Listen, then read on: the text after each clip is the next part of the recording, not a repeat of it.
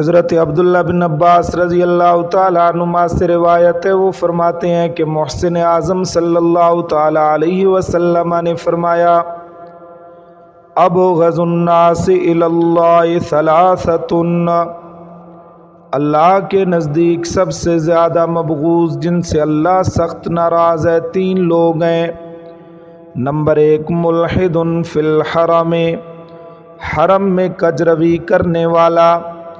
Number दो, व मुबतगिन fill इस्लाम सुन्नतल जाहिलियत, इस्लाम में अय्याम जाहिलियत के तरीक़ों को ढूंढने वाला।